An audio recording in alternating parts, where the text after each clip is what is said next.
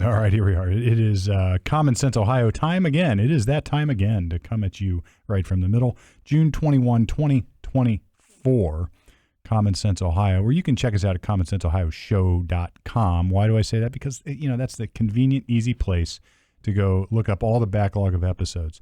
I highly encourage it. Then you can you can share. If you have any difficulty subscribing to. Well, some of it could be a prescription if it could be right. Your ills are that way. This will be a prescription for your lack of common sense. There you go. Right. Yeah. So if there is a drug for that, you can find it right at commonsenseohioshow.com. Maybe I'll start making that.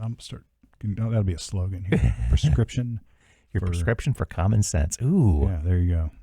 Hey, we got another subtitle going on there. I like it. Yeah. We'll get there. So also there, you can figure out a way to subscribe to your podcast. You can check us out on Facebook. It looks like the followers are increasing exponentially. It's sort of like, it's like when you invest money and it grows with compounding interest. Mm-hmm.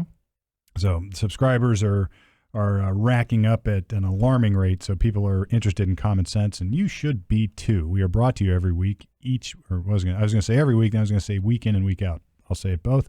By Harper Plus Accounting, Glenn Harper running the show over there, but he's got lots of folks who are equipped to handle all your accounting needs.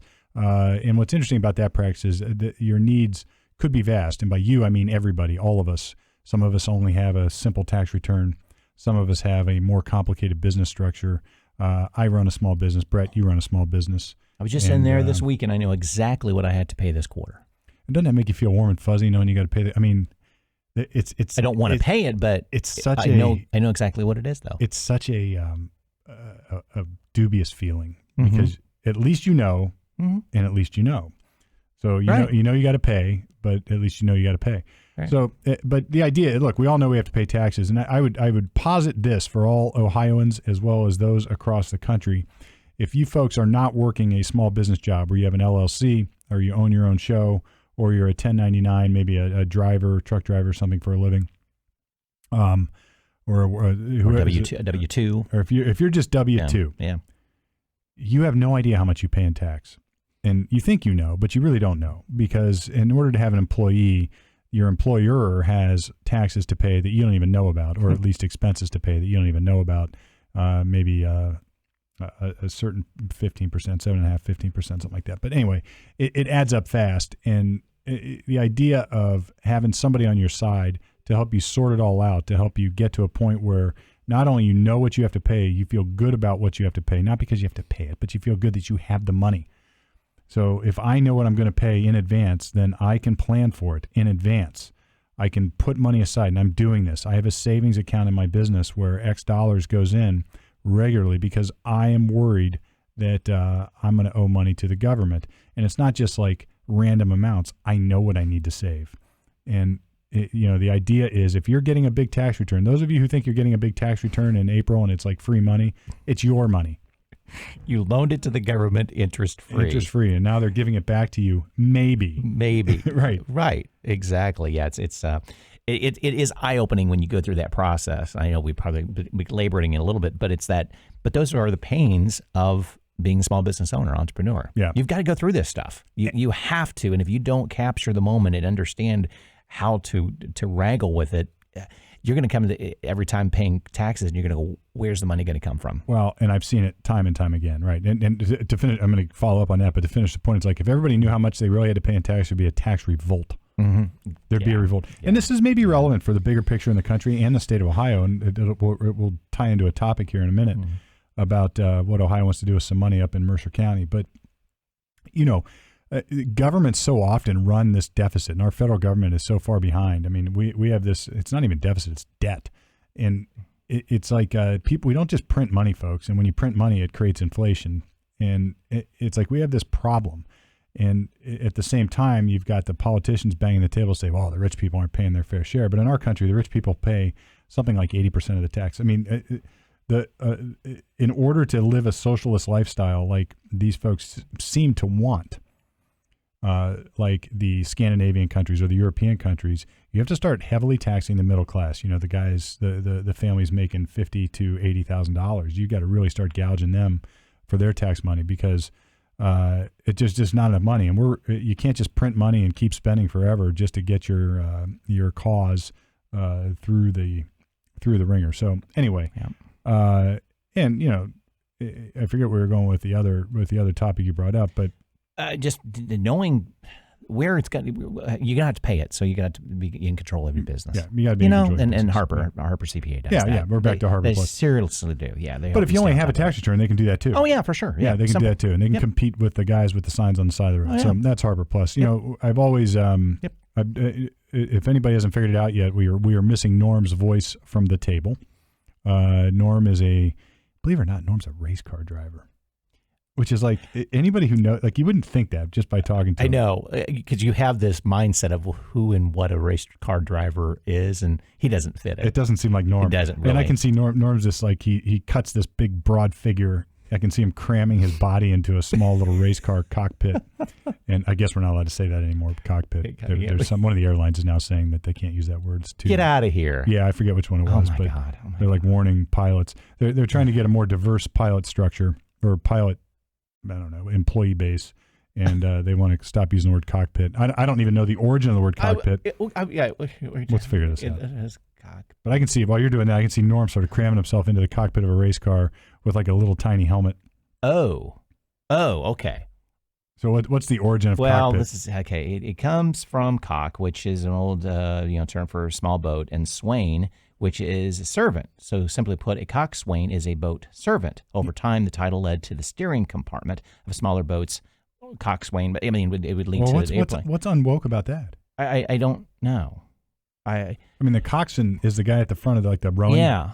So yeah, when you do a Google search, this is kind of a heads up. When you do a Google search, don't be looking at the AI overview, because let me tell you where the AI overview tells you. I've never even read it. I always skip it. Exactly. The term cockpit has multiple origins, including a pit for cockfights, a space for steering boats and ships, and a metaphor for combat. Again, I'm not going to trust that. I'm going to go. I mean, you remember the days when we used to never trust Wikipedia? Now we trust Wikipedia over AI overview. Yeah, I know, but they're changing that too. That's what's so crazy. But yeah, it's an old English term for a small boat, and swain, which is the servant. So servants. The word servant doesn't bother me at all. No, and I'm sure it's based on the cock piece of it, probably too. I guess. I mean, I don't know, but anyway, interesting. I can just see Norm taking laps up at Mid-Ohio right now crammed into his cockpit. Yeah, I'm saying it out loud, folks. No AC. No AC. Sweating it like a madman. Right, with I can see him like the white, tight, old-fashioned 60s helmet. Oh, yeah. He's probably, but I think he's pretty good. He's a good driver from what I understand. But anyway, Norm is up racing around the track, and we're racing around the round table here without him. So that means we're not going to use the normal format. We're not going to just plow through the stories, because guess what? I don't have the stack of papers that Norm has. He's good at that stuff. That's his thing. We do have some stories we're going to kick around. I know I've been doing a World War II fact of the day. I think we finally, in 1941 on June 21, and I'm just going to say the fact that we're going to move on, because Norm usually helps me guide the discussion on it. But there's a bigger discussion to have here too, is that we finally took Okinawa, I believe. So our Pacific quest was we were moving, right? So we were preparing to invade. What, 1941? Hold on, couldn't have been. Anyway, we were preparing to invade the mainland, which ultimately resulted in the study about whether we should do the bomb, we should not do the bomb. So anyway, there's lots to talk about there. But skipping right along. There was a decision in court, and without Norm here, I thought I would do what I do best, which is sort of break down some legal stuff. Do it, yeah. There was a decision in the United States Supreme Court about bump stocks, and if anybody knows the history of this, so bump stocks are these devices you put on what would normally be a semi-automatic weapon. And here's what's so frustrating about this debate is that the people who say the anti-gun folks are often uneducated about guns. I mean, not only uneducated, but like grossly and foolishly uneducated.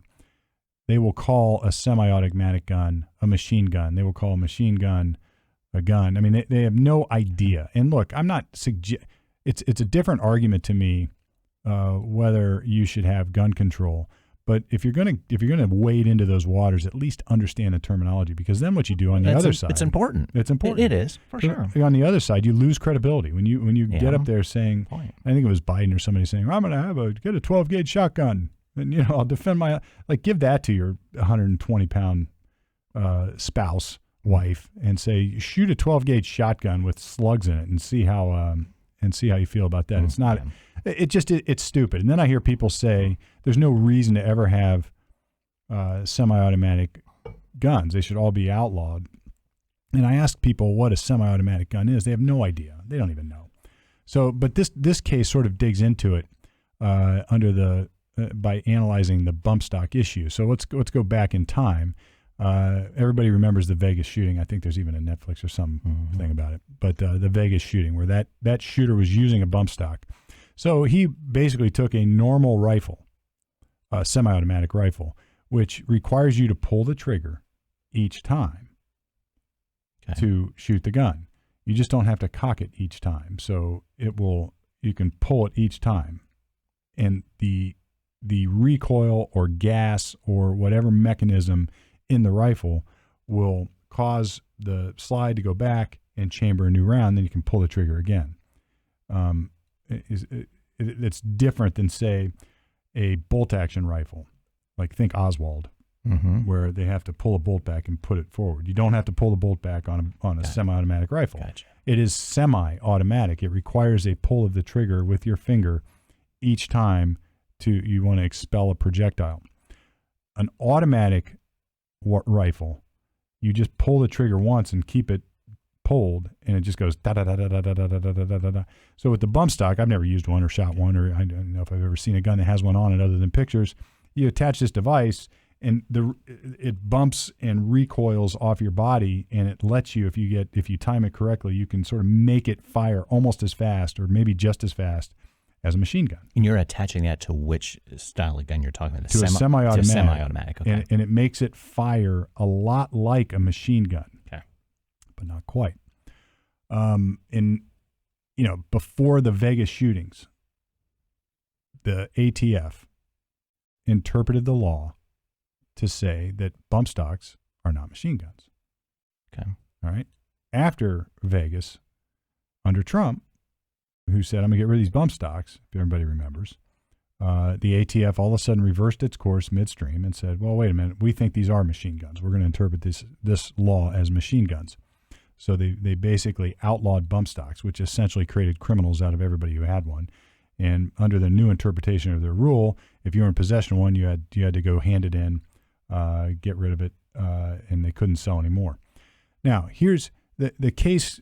The U.S. Supreme Court case was interesting because it went into the case. Somebody eventually said, I'll tell you who it was. So a guy named Cargill eventually says, look, I'm going to give you my bump stocks under protest. I'm going to go sue you bastards because I don't think this is constitutional. Okay. And the issue here is more interesting to me than the analysis is more interesting to me than the actual bump stock issue. So what you had in 1934 is the National Firearms Act. And that basically defined a machine gun in a certain way. It has to operate automatically, and it has to operate without I forget how it says, but you have to, the user doesn't have to pull the trigger each time. Okay. And that makes it a machine gun. Now, this is the big picture that I find fascinating that is not really discussed in this case. A tiny little bit they hit it. Because what the Supreme Court does is they eventually say, look, bump stocks, the ATF rule is unconstitutional, and bump stocks do not violate the Federal Firearms Act of 1934. All right. What's interesting to me is that you have on this hand a law. And by law, I mean Congress actually convened in 1934 the way they're supposed to, and they had this debate on the floor of the Congress, and they said that here's what a machine gun is.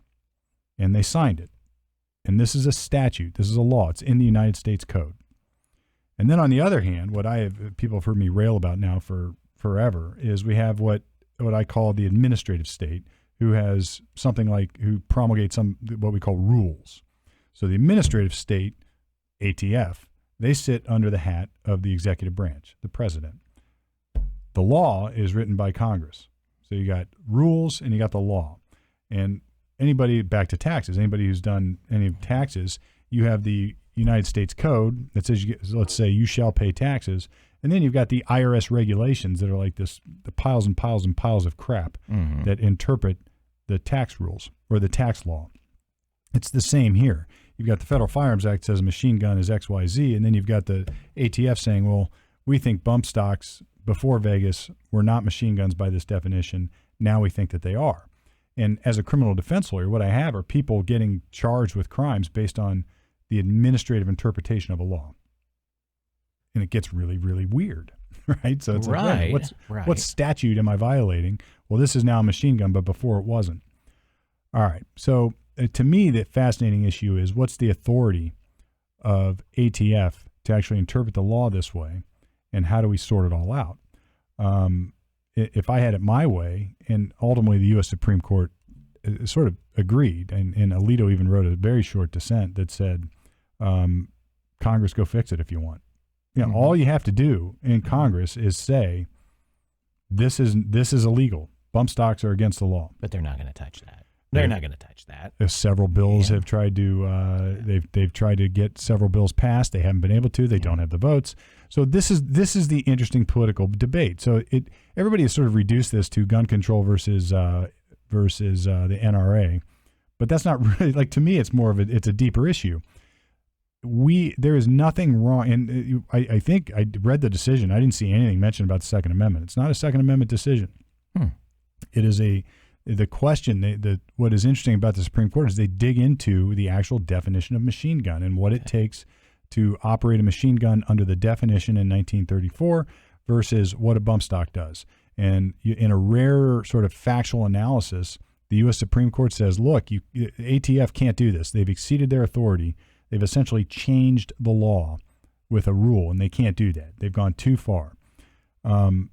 So this is like, if you believe in the cause of gun control, you think it's absurd. If you believe in the cause, if you're in favor of guns, you think it's awesome. I happen to believe in, I favor guns, and I hate government control in any form. But this is one of those that works both ways. You got to be careful what you wish for, because sooner or later this thing reverses on itself, and it's going to be an issue that you don't agree with.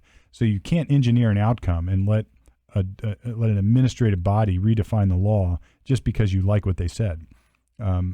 So here, even if you agree that bump stocks should be illegal, the case does not say that it's unconstitutional to ban bump stocks. It just says that the law here, or the rulemaking power here of the ATF, can't do it. They can't define this as a machine gun. It doesn't fit the definition, and it doesn't. I read the logic. They even put trigger diagrams of triggers and how they work in the case itself. So it doesn't it doesn't fit. So you're going to get people up and down that screw this up. And you heard it here first on Common Sense Ohio. The real issue here is whether ATF had the authority to change the definition of machine gun by cramming in this bump stock to fit, and it doesn't fit. It's a square peg in a round hole. It doesn't fit. And nothing in this decision says that Congress can't go pass a law banning bump stocks. Now, if they did that, the U.S. Supreme Court might eventually rule on whether that violates the Second Amendment, but that's a different question. Right. So what is the ATF, when it was established, what was it supposed to do? Obviously, it is morphed. Sure, it's morphed, just like IRS. It's gotten more powerful. What was the original intent for the ATF? Do you recall? I don't even know what their original intent. I mean, look, they have because it's not, whatever it was at the beginning is not now what it is. They have different branches for sure. So now they have like investigative branches. So I'll deal with ATF in gun cases and criminal courts all the time. Then they have something called a tech branch where they go decide stuff like this. They have their technical people look at something and then determine whether it's a gun or not. All right. What they've done is promulgated a bunch of rules that are designed to fit into the cracks of this statutory scheme. Okay. And we have sort of looked in our lives. We have come to rely on these types of administrative bodies as gospel. You know, they promulgate the rules, and that's that. The problem is this is what gives the executive branch so much power these days. This is what gives. Trump said, well, I want to ban these. So ATF, they try to do it in Congress. They can't, so ATF just does it. And Biden is doing this with things like student loans. He's doing whatever. With immigration, they do this kind of crap. they being the executive branch. And all they do is just say, rewrite the rules down there. Give me some rules that that fit. This sort of reached an apex, this being the administrative power grab during COVID, where we had CDC, the Center for Disease Control, basically promulgating law. And this is I think with the current composition of our U.S. Supreme Court, they're going to put a stop to this, slowly but surely, incrementally. Like this is really a slapdown of what the administrative power is. So you can't, ATF or any other agency can't just rewrite the law by promulgating rules. And ultimately, people have heard me talk about Chevron deference, and that's a different discussion. But ultimately, I think if we're going to get back any semblance of what our country was intended to be, it is when we start to gut the administrative form of government. And this goes all the way back to I guess Woodrow Wilson, who said, we're all smart, we're all kings, or we're all like the educated elite. We have the ability to decide what's best. This governmental structure just gets in the way. This balance of powers gets in the way. We don't need it. But our court is very tuned into this. And I think everybody should be, because if everybody's worried about this power swing, so, if Biden's president, he gets out his pen and starts issuing executive orders using the administrative government to do it, then the next president comes in and issues executive orders, swinging it back the other way. Eventually that just becomes impossible. And just your example here with Trump, it's not a party thing. It's anybody in power now knows that they can do this. Yeah, Trump. So it's party blind. It's that whoever's in the White House knows they have that power now, or at least they know they can make the phone call, and something probably will happen. But you also make a good point. It's like, what was ATF when it started? Maybe it was just supposed to be a law enforcement. Supporting legislation. Write some rules. Acts of law. Tell us what a gun is. Right. Give us some stuff. But then it becomes this all-powerful entity. There's a power creep into it. Yeah. And if you do that, so like how many? I forget what the numbers were. This is where we need Norm. Like how many IRS agents were added under Biden? And there were hundreds and hundreds. And I just saw another story today, specifically regarding IRS under the employee retention credits. So anybody who had, back to small business, if you filed a small business and you filed an ERC claim because you brought back employees or you did something during COVID, you're entitled to a tax credit. Entitled is such a wrong word, but it's like you're eligible, maybe I should say, for a tax credit. And but there's been so much fraud that now they're going to deny a bunch of claims, and those in the pipeline aren't getting their tax credit that others got. But IRS essentially wrote rules to give businesses tax credits, and now it's a mess. And how many people do they have to employ to fix this? So it's just this blob that keeps growing and growing and growing and growing. We keep adding more administrative governmental employees, where pretty soon that is fascism, folks. That's what fascism is, when the government takes over business. And that, like, now there's more, I don't know how many more government employees we have, but it's it continues to grow. It continues to grow. It doesn't really go. And again, it's party blind. It is party blind. Every party brings in, and it doesn't necessarily, and maybe it slows down the growth with certain parties, but it still grows. Yeah. And the problem and the problem is it gets a pass, because if you're on one side of that issue, you like it. But if you're on the other side, you don't. But you're not fighting the power lever that the government is using to reach the decision either way. And this is what I always try to do. And this is where Norm and I butt heads all the time. He's not here to defend himself, so I'll take him on. It's like I always say, well, Norm, what's the structure of power that the government is using in order to effectuate what you want to happen? Because once the government takes that power to do this, it's going to be wielded against you sooner or later. Then the next regime is going to have it the other way. Yeah. And that's the danger of it. So here, look, the outcome, I don't, frankly, I haven't really thought through whether I care about bump stocks or not. It's a device that somebody sells that you can treat a semi-automatic weapon like bump stocks. And I guess I would say this. Let's say Congress happens to pass a law that says bump stocks are now illegal. And let's just say that the U.S. Supreme Court then decides that that law passes Second Amendment muster. It's okay. So now we have an official law on the books declaring unlawful the use and possession, sale of bump stocks. Does anybody really think that that is going to stop somebody like the Vegas shooter from fashioning something like a bump stock to use it to kill people? No. It's absurd. No. If you're dead set, excuse the pun, on doing something, you're going to do it. You're going to do it. Right. So maybe you could argue that like some school shooter is not going to be able to have as easy access to it. But look, an internet search will give him whatever specs he needs to, or she needs to make a bump stock and go use it. So it's like you can't legislate away bad people. You know, it's like you can only pile on the same different crimes to the same conduct over and over again until it just becomes ridiculously futile. And we're sort of there. It's like you could pass a law that says you're not allowed to use bump stocks to kill people. Is there any difference? It's like, is there any difference? Like, there already is that law. Yeah. Yeah. So, and it might stop a few people from, and they may think twice about it, but probably not.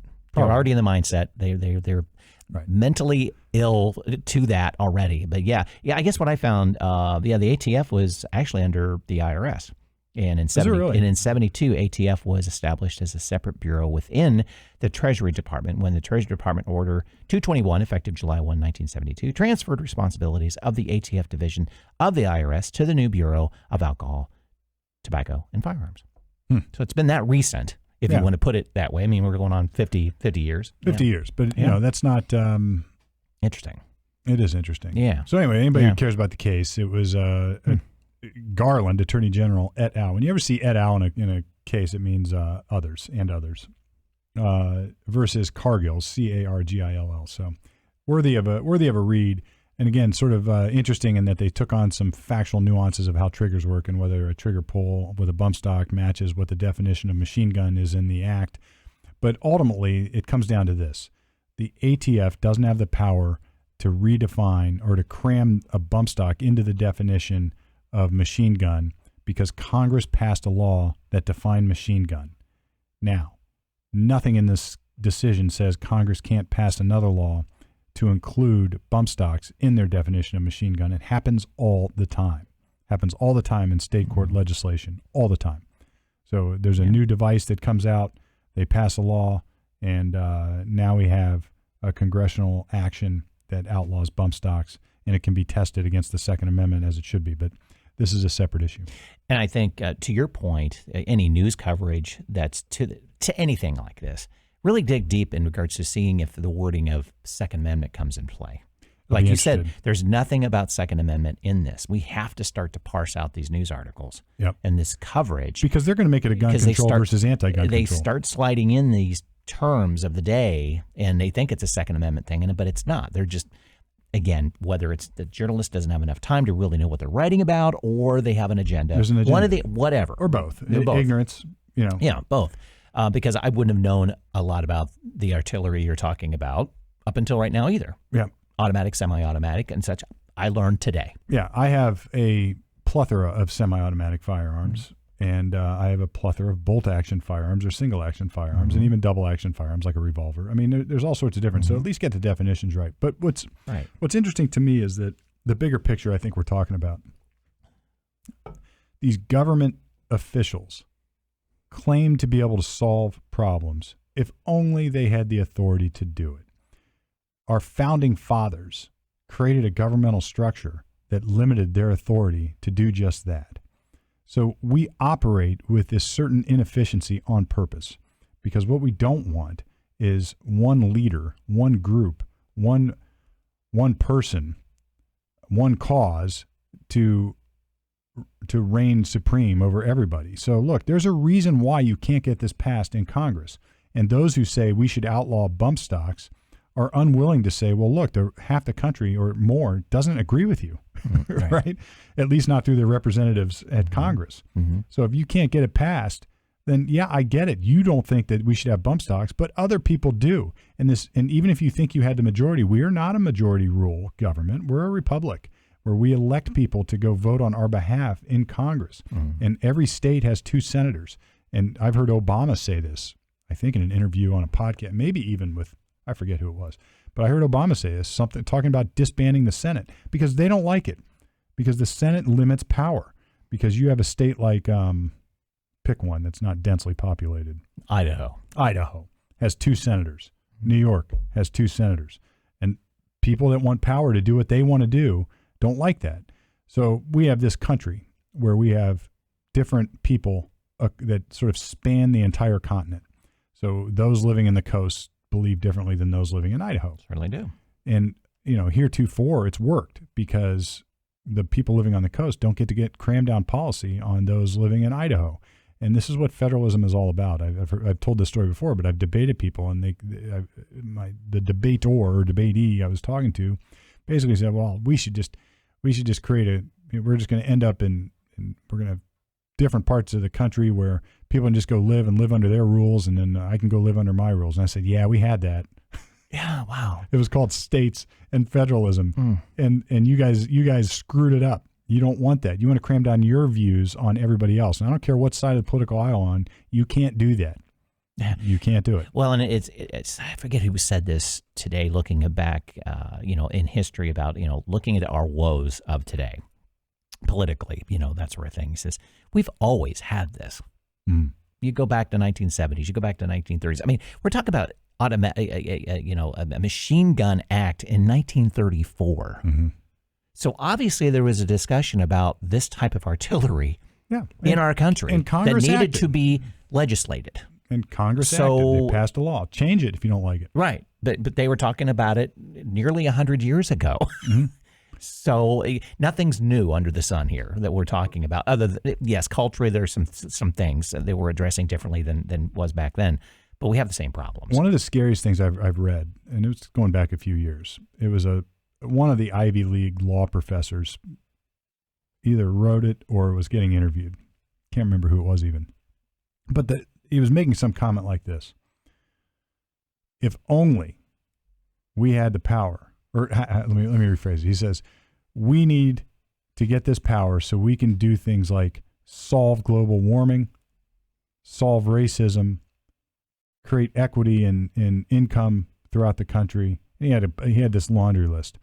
And but we can't do it because the courts keep striking down our legislation. And I'm thinking to myself, yeah, exactly, you jackass. I mean, the premise is that you think that what he's really saying is only if you gave me plenary power to do whatever my whim is, I would wield it perfectly, and I could solve all these problems. Now, it's absurd on its face to think that that Congress in the United States would have the power to solve global warming, even to the extent you believe it exists or don't believe it exists. Like, you think that you can solve it. You think you can solve racism only if you had more power? Do you think you could solve economic inequality only if you had more power? Yeah, I mean, that's like it's like the Animal Farm at the end when the pigs turn into the farmers. It's like that you're going to give them all the power. What do you think they're going to do with it? So. Yeah, and you kind of wonder where this comment comes from. Is it just out of pure frustration, or just like I want to end this conversation? I would just want to be done with it. Let's stop talking about this. Yeah. What is it? What leads them to that end that they know the best way? Because I want to end this. It's done. And what's interesting is the founders understood and protected against that. They protected against that because they came from a place where there was a king. And they protected against it because that inevitably leads to corruption, right? And authoritarian. They didn't want the elite class, the quote educated elite, to have plenary power to enact whatever they wanted to enact at their whim. They didn't want it, so they created this They created this 3-branch government that is loaded with checks and balances. And I think it was Ketanji Jackson in the U.S. Supreme Court argument recently on a First Amendment issue where she's like, well, this First Amendment's getting in the way of our ability to solve problems. Like, you're damn right it is. Yeah. Right? It's not supposed to be easy. Right. Oh, gosh. So oh, my God. Like, we have a check on powers, and, the court's now the end-all be-all. I heard AOC in an interview. It's like the court is now this end-all be-all. Why should they have so much power? Well, they don't have all the power. They don't get to write law. And the funny thing is that the left was encouraging it, and they agree with it when the U.S. Supreme Court is legislating and things like Roe v. Wade, or when it fits their bill. But when it doesn't, they think it's unfair. It's like, look, you can't have it both ways. The court's job is to look at law, compare it against the Constitution, and figure it out. Make bigger picture legal calls, not write law, not write legislation. And the executive branch of government's job is not to write legislation in the form of defining bump stocks as machine guns. Their job is merely to create rules of enforcement. And when what they did here is they went too far. They said, no, you can't. You don't have the authority to basically rewrite a law. And I think that what's interesting in that decision, they actually quoted. I think Clarence Thomas wrote the decision, but he actually quoted Feinstein, who said on Congress floor somewhere, look, be careful. You can't do this. The ATF doesn't have authority to do this, and you're just going to get struck down. We need to go about this a different way. He saw it already going to happen. And she was right. It's like she can't do it. But anyway, the bigger picture here is, folks, always be weary of any government official who says they can solve the problem only if they had more power, because usually what that means is disbanding the protections that our government inherently has. So right, exactly, yeah. One other item that we talked about pre-show, just to, like you said, Norm usually has the stack of papers to go through, so we had to pick at least two to talk about. Muddle through on our own. But going back to Ohio Focus, so I think most of us have heard that with the celebration of Juneteenth, there was some new talk of from Ohio, the state rep Dontavius Geralds from Columbus announced plans for a resolution acknowledging the story of the Randolph freed people. I think most of us don't even know that story. Now, what hit home for me is I'm from Mercer County, so it affects actually the Mercer County area. So it really caught my attention going, whoa, what's going on? And, the end result of this, I'll play it backwards, but I'm hearing these acknowledgments of like, okay, these freed people were not, their land was taken away from them, and going, well, wait a minute. My family owns a 40-acre farm. It's a century farm back from 1892. It's been held in our family since 1892. It's like, okay, who is involved with this? Is a resolution that land's going to be given to them, taken away from farmers? But luckily, my family was not involved in this. We're not in southern Mercer County. But that's why it rang true. Anyway, so the backstory of this, if you have not heard, in 1846, a group of nearly 400 recently freed black people were halted by a white mob in New Bremen. When the Randolph freed people were freed, their former owners set aside money to buy them land. Randolph being the guy. Randolph Correct. was the former owner. He lived down in Virginia and had slaves, and after he died, he said, buy him land. I feel send guilty. Him up to Ohio. Sent him up to Ohio. The will was contested, but I think it was settled in court. Yes, the land was his, and it was his to give. His executors settled on Mercer County because there was a thriving black settlement there called Carthagena. But white residents recoiled from the prospect of hundreds of new black neighbors. In fact, when they came up in 1847, I believe it was 1846, excuse me, they were stopped. I mean, guns, rocks, whatever, pitchforks saying, you're not coming in. You're not coming in. You're not coming in. So they were forced back down. They actually resettled and settled in the Piqua area.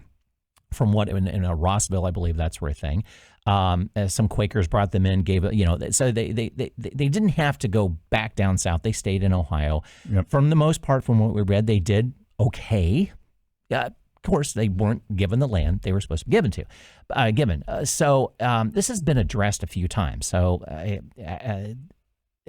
it's now back being cited that we need to make some restitution to this group of people. Because they were given the land. Now, so I was playing this out in my head. I was telling you this before we started recording. And it's like, okay, so this group of 400 freed slaves come up the Miami-Erie Canal. And I drive by that spot they stopped. I drive by that every time we go back to the farm. And so they're forced back.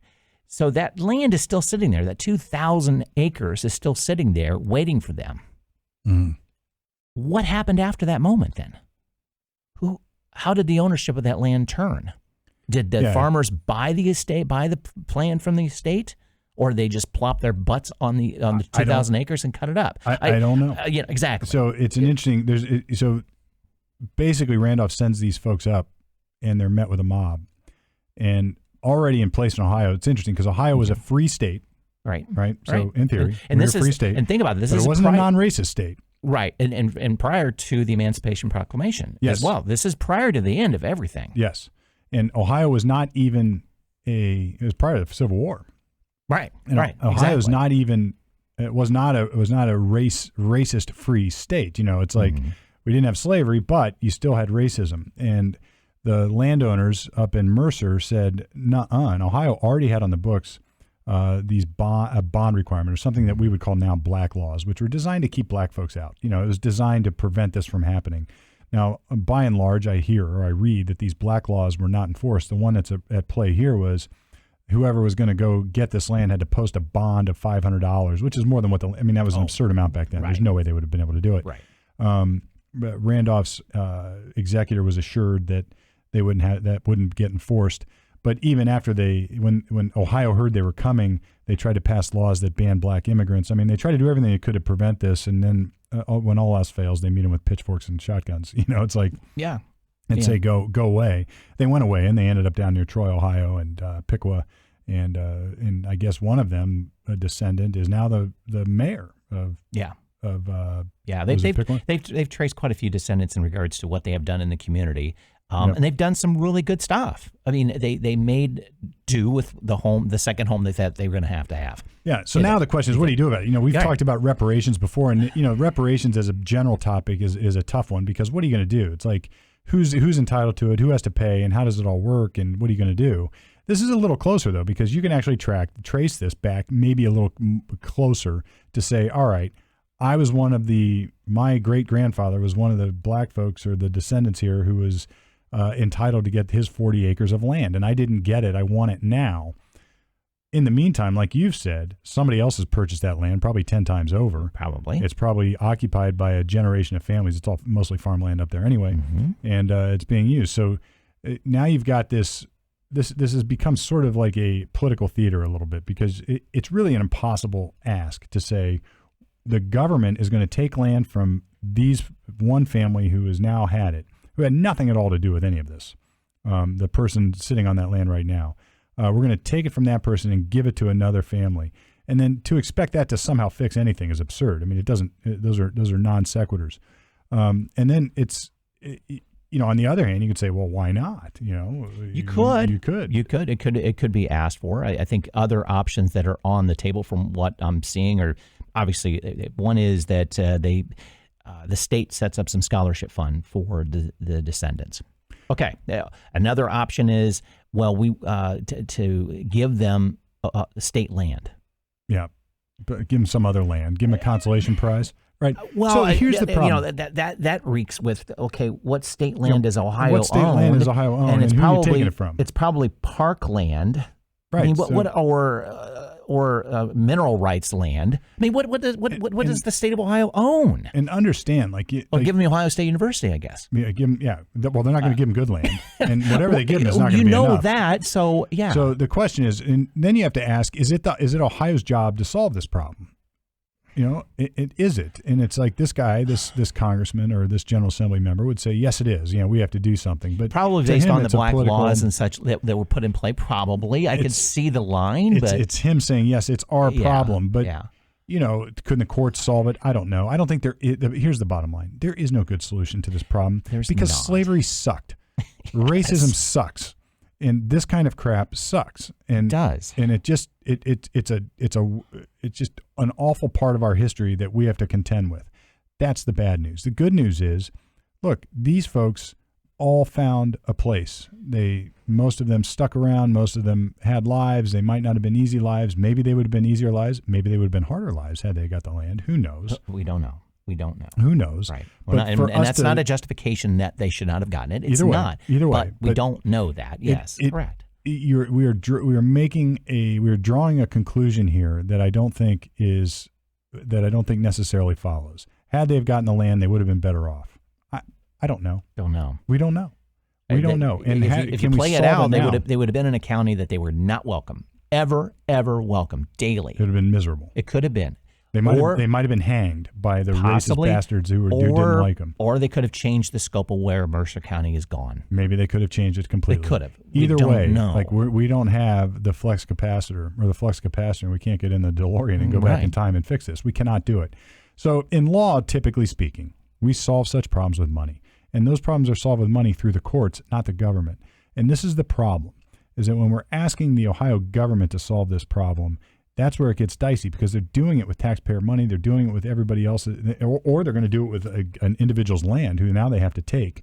And is Ohio going to compensate them for it? They could say, no, we don't have to because you shouldn't have had it in the first place. And the guy's sitting there thinking, well, I've lived here for my whole life. And I was going to give it to my kids because I worked it my whole life and I put this house on it and I did whatever. So there's got to be compensation for that guy. And do I pay for the sins of my forefathers? Right. Or maybe it may not even be a century farm. It could have very well been that, well, that's not even my relation. I bought it from that family. That family's, they died out. They died out. Or what if it's a subdivision now? Yeah. Now what do you do? Like you can't fix these problems after the fact. It's so tough. It's always money that has to fix these problems in law. So if I, look, if I am negligent or if I do something bad and I hurt you or kill you, you can't fix it by saying I'm going to resurrect the dead. You have to fix it with money. Or even if you lose your leg in a car accident and somebody else is at fault, it's like you can't do anything. We've just got to pay. And so money is really the only equation that can fix this. And then the question is who has to order the money being paid and where's it coming from? And that's where it just becomes this impossible onion that you have to peel off and there is no end to it. So this is politics. It's going to go nowhere. I don't think anything like this will ever pass. It sucks for the people who came up here with the American hope of having 40 acres of land to farm as their own. It absolutely sucks. And I think to me, I love history. And when these gems come up to find out who we were, I think it's great. It's great. Study it. Study its lessons learned. How do we not repeat this crap? But banging the table rhetorically to say, now we have to fix it. Yeah. It's like, well, how are we going to fix it? And his argument as well. The government compensated the Japanese who were interned. It's like, yeah, all right, but that's not quite the same thing. No, not quite. No, it happened in real time. Right, it did, or at least closer to real time. Yeah, it's a difficult situation all the way around because yes, you feel for these descendants. You do, right? Of course. But to think you can fix the mistakes, the sins of the past, you cannot. Which is a very fundamental Western idea, right? We can't fix this. All right, we can't. We can atone in different ways. We can say, all right, now we're going to resolve to learn from this and make sure this crap doesn't happen again. Right. Make sure that the 600,000 men who died, including both sides on the Civil War, is not in vain. And we're gonna we deal with it. But I don't think there's an easy way to fix this. And I find it somewhat this is like a rhetorical table pounding debate designed to get attention. Yes. Yeah, for sure. Yeah, exactly. So I think it's interesting, and we have brought up reparations stories in the past, and it didn't affect Ohio directly. Yeah, but this does. And this does, and I thought this, wow, what a great story. It's not quite reparations because it's grounded in some factual legal specific to a group of people that have generations still here you can follow. Yeah. So there's some meat to the bone on this one. Yeah, it's not just this nebulous ether of reparations. Group of people that paying everybody $1 million. Yeah. Right. Exactly. But at the same time, there's still no solution that works.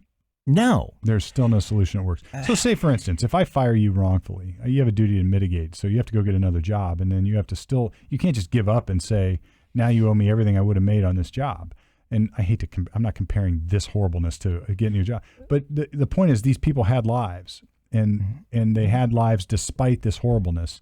And how do you account for that? Or you might even say, like 2 generations away, if you would have asked one of the grandsons, hey, look, you want to give up everything you have here and go back to Mercer County and have your 40 acres? He'd probably said no. Yeah. He probably would have said no. Or maybe somebody else says yes. But, it's like we're dealing with, like, the closer you get to this kind of reality, the more you get into those kind of thoughts. Mm-hmm. It's like you still had a life. Right. And if they do follow what the will stated, it would be divided up into 10 acres. You'd be getting 10 acres. I thought they were each getting 40, but maybe it was 10. I think I was throwing 40 around just for the sake of 40 acres and a mule. Yeah, 40 But I just saw it. Because I was kind of curious, like, okay, how did they divide that up? It's like, 10 acres a plot. So you get 10 acres. But look, 10 acres in today's dollars is huge money. For sure. Yeah, I'm not downplaying that at all. But 10, you're not going to become a farmer. You're going to have a house. You have a homestead. You have a homestead. Yeah. You have a homestead. And a good thing if you didn't have it before and you don't have it now. So maybe the government takes 2,000 acres, allocates it to somebody, and pays the current farmers. Maybe they try to make a deal. I don't know. But I guess the point is that it's far more complex than what this guy. That's the point of all this. So people are going to, I can see people taking clips of what I said and saying, you're blah. But the point is that this is a far more complex problem than just pounding the table saying, fix it. Because it can't be fixed. Well, and you're also dealing with, okay, the reparations, or what do we want to call it, to these descendants. What do they want? Yeah. What does each individual family want? Maybe they're very, very happy and pick one. They just like, we're good. Yep. So they're not, out of 400 descendants, or 400 families, whatever, and all these descendants, there cannot be a unity in what they want. Oh, they're all split now. Right. Now they're all split. So you're deciding what they want. That's another. Now the government has to decide what's best for them. Right. And without them any input, you'll have extremists. This was a failure. Yeah, it's tough. This is a failure ab initio from the outset, as we say in law. Ab initio, failure from the beginning. This was an abject, evil failure of our country's policies, of slavery, of racism, of this is like effectively Jim Crow laws back in the 1840s. Yeah. This was a failure on every level, and the problem is it is also a failure that has no real recourse. I know, tough. So. Well, I wanted to, I think we covered our stories, but I want to end on a, I didn't know that story. I just found this morning. So the truth about the closed door elevator button. We all see it. Oh yeah. We get. How many times do you push it? We get anxious, that sort of thing. So you might be surprised to learn that pushing an elevator's closed door button does nothing, and has been doing that since 1990s. Through the Americans with Disabilities Act in 1990, elevators had to be open for at least 3 seconds to allow someone with a disability enough time to get inside the elevator. Any elevators built after that act in 1990 were built either with an ineffective or dummy closed door button, or the button was not wired to the control panel. So I've been pushing it. It doesn't do crap. That's awesome. All right. Classic regulatory nonsense. And at least it makes you feel like you're doing something, but it's not doing anything. Feel good to push it. It does, though. Now they're going to tell us the crosswalk button doesn't do anything either. Ooh, I'll have to look into that. Yeah, I think it probably does. But anyway. All right. Well, look, we made it without Norm. We got some guests coming next week, and Norm wanted us to tout them, so I've just done that. So next week they're a guest. It's going to be a pretty cool discussion.